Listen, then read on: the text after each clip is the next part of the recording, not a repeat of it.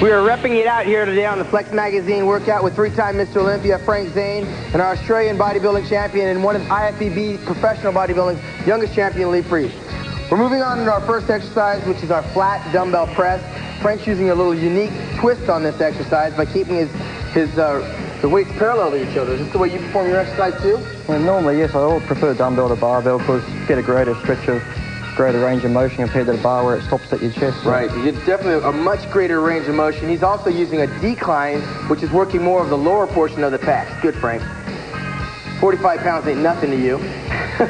It is these days, Sean. These days it's gotten a little heavier.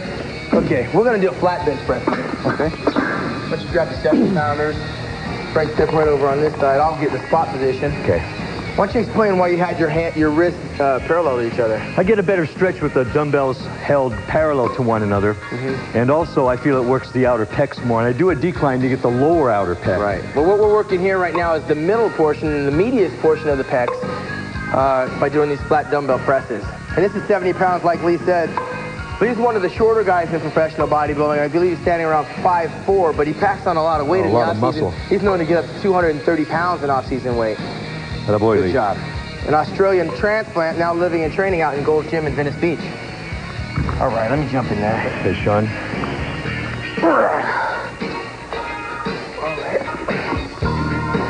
I like to put my feet up on the bench when I do it. Yeah, I think that's preferred. It sort of shifts your center of gravity down toward your chest more. You guys handle those weights like they're feathers.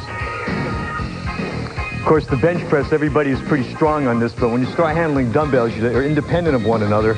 It's like a balancing act. And so, I'm sure Sean could probably go way over 100 with these. Yeah, What's your best, Sean? I usually work up to about 180 pounds. Wow. You know, this guy right here is a little dynamo. How much weight do you usually use on the dumbbell press? Normally 180, best is 200. Yeah, that's a lot of weight. Now, what your off-season weight is about what? 250. 250 pounds? Yeah. Incredible. That's a lot of eating. Let's move on to the next one, the incline fly. Why don't you grab the 40s? 250 pounds, what do you compete at? I'll be competing about 210 this year. 210, well, that's a lot heavier than the past. It's about 10 pounds heavier than your last show. About 10 to 14. How much bigger do you plan on getting, big man? Slow it down, take your time. Okay, we're working the incline pecs here. With this exercise right here, it's kind of the incline fly, actually. What Frank is doing is a press movement. And again, he's got a nice little unique twist at the top to even squeeze with greater contraction on the upper portion of the pec.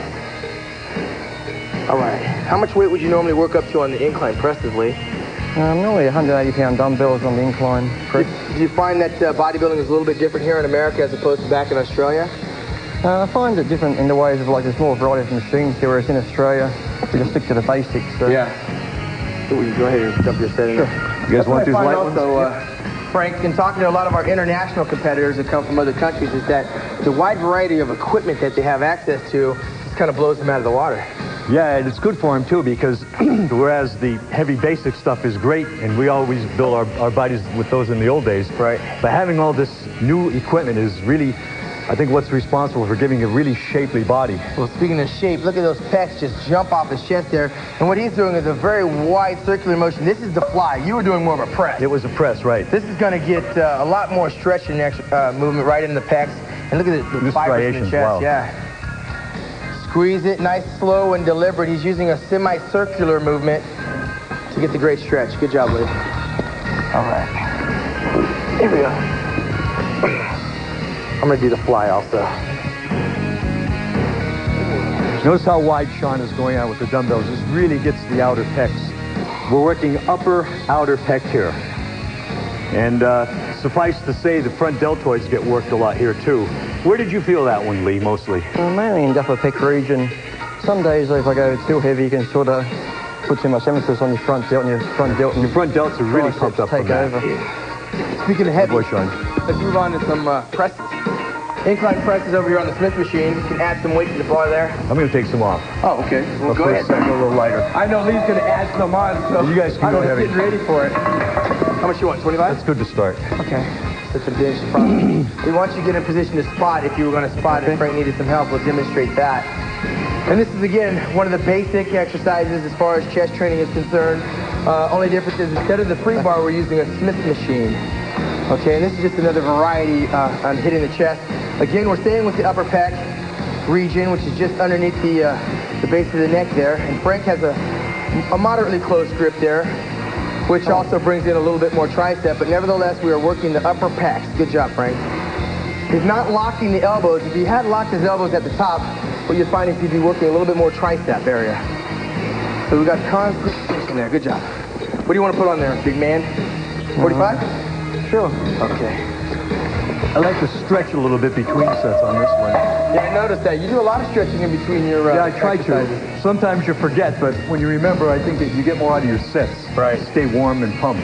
Stretching is all too critical, especially when you talk about chest, because that's where a lot of guys get injured. A lot of bodybuilding careers have been wasted because they didn't warm up properly and stretch the muscle properly, and they wind up tearing the pec muscle. But again, we are professionals here, and we pay attention to detail. Good job, Lee. Squeezing it at the top, working the upper pecs. Get that nice little contraction. There you go. Looking good. Flags Magazine.